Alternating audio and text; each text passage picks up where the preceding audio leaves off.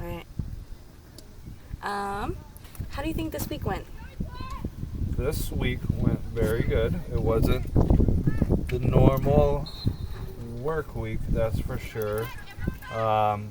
First in season week where we had school, so we were doing weigh-ins and having to abide by heat and lightning policies, and only being able to go out essentially one time to practice before Friday night's big games. That was tough, but everything went smoothly. We're doing homework right now. Sorry, I'll talk to you in a minute. Everything went smoothly. And, no pushback from coaches. Lots of frustration, but what can you do about the weather, you know? Mm-hmm. So, now some interesting cases that we had this week. It was my first time ever seeing an actual mallet finger, which was cool.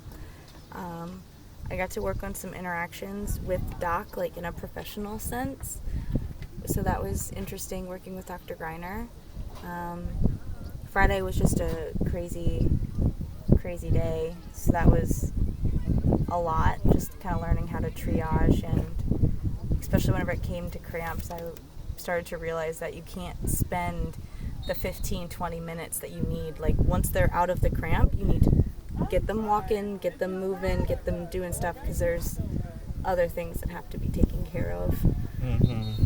So that's a huge thing at Lafayette. You'll find out, like, Friday night is essentially you're triaging the whole time, because you get overwhelmed real quick, and there's so many athletes at once. You have to figure out who is sincerely injured and needs to be seen first, who just has some muscle straining or muscle cramping, and you can use their teammates. Say, look, you do this with them to help them. You don't necessarily have to do everything. The whole scenario inside, that made it sort of tough, and you can talk about that. But we just had so many kids going down cramping. I don't think they were acclimated enough. It's normal for the first game or two, but that was a lot worse than usual. I don't know if because they did play last year, and it's not like they had the big break like they did whenever everyone was off school for COVID. So I don't know. I don't know why this year it was so bad. But again, all you can really do is try and calm those muscles down with some PRT. Make sure they have the proper balance with hydration and sodium intake, and give it time and let them know this is just a cramp. It's not game-ending injury or career-ending injury. We just gotta work through it.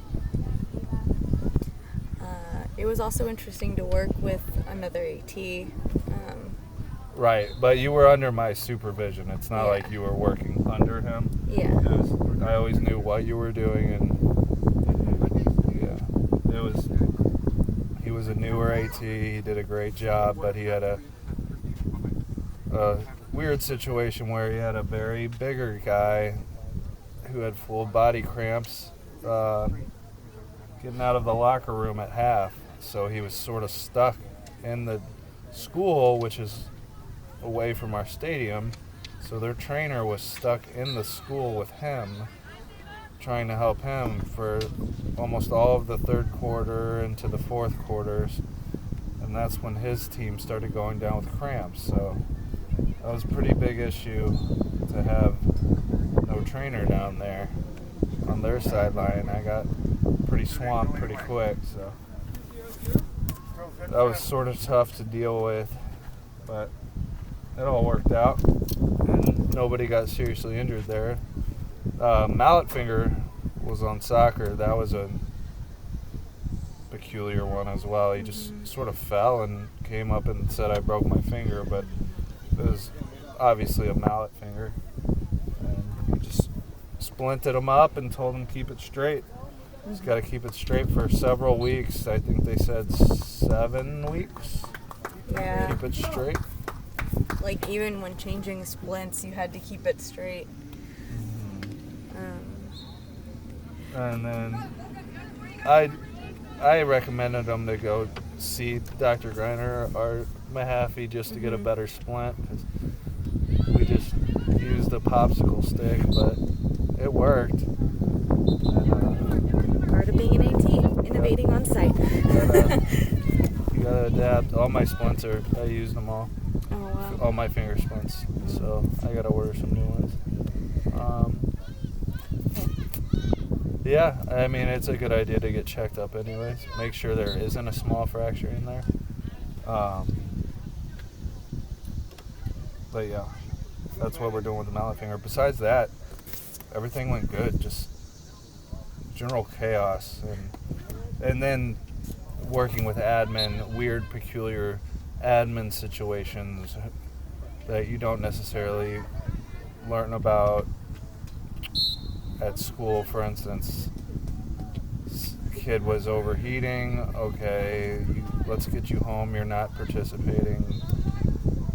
Let's get you home in the AC in the cold. Get a cold shower. Get fluids in you. Well, parents are at the hospital and we're unable to contact the parents. Well, that you can't just send the kid home with someone. We need to have consent from the parents. If they're not an emergency contact on Privet, which is basically the school's emergency contact information. And things got weird with that, and you don't think about that. Well, what am I supposed to do? We need to get the kid indoors, but I can't watch the kid. But luckily, someone said they called the parents and said it's okay. So. Any goals for me going forward and things that I need to work on from this week?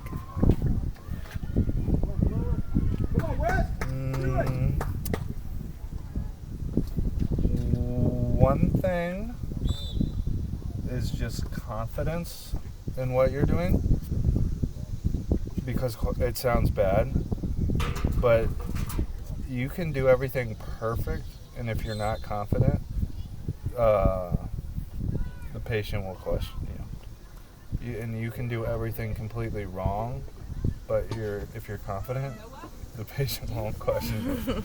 So you're doing everything right, and I know it just comes with time and doing it more, but just make sure don't think that you're doing it wrong. You're doing everything right. It's just be confident in your abilities, and you'll be just fine. And like I said, it comes with time. It's not fake it till you make it. Just be confident in your skills and what you've learned while you're performing them. Because kids sort of will pick it up if you're like... Yeah, I saw that with the knee eval I did the other day. He was like, no, it's not that. It's bone on bone. You were like, no, that's what it is. Yeah, but some kids, if they have the basic anatomy knowledge, they think they know everything. Google and WebMD, they'll find out what it is for themselves, even though that's not what it is. So this week, eval-wise, I did a hip and a couple ankles, and I think that's really all of it. And then I got to observe a shoulder, but other than that, it was pretty much hips and ankles and a couple of knees. Your tennis girl, wrist. Yeah, the wrist. Yeah. General, just right now, not much acute stuff. Not much, a couple acute ankle sprains, but nothing too serious, knock on wood. And then obviously the mallet finger. So yeah, that was acute, but it's more so we got your shin splints that have been bugging them for a couple weeks now. It's mostly your preseason stuff. Your normal, all right, we're going to manage this, we're going to do some rehab for this. We need to refer. For the mallet finger, yeah, we did refer, but yes.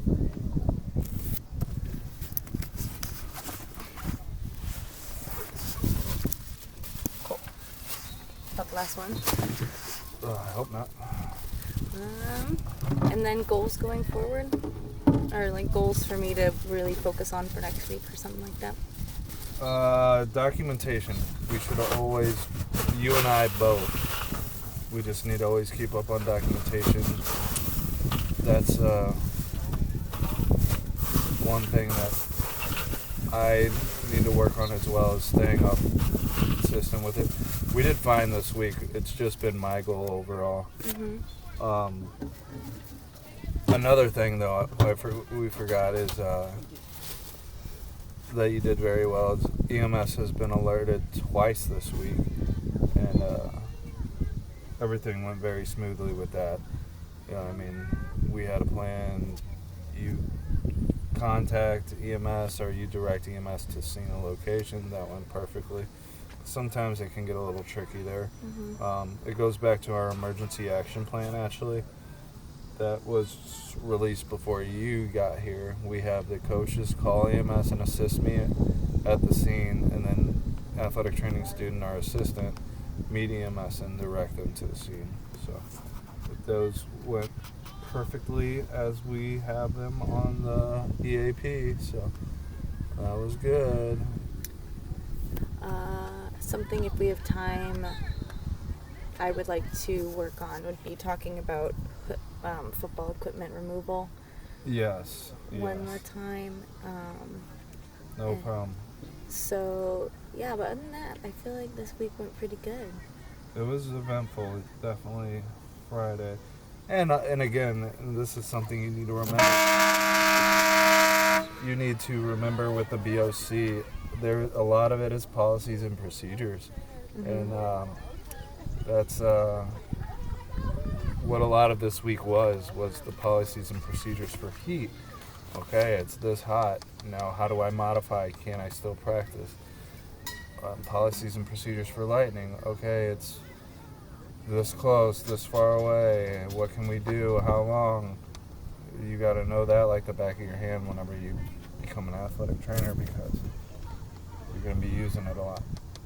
And then coaches, you get pushback from coaches, but you can't control the weather, and it's your job to enforce these rules.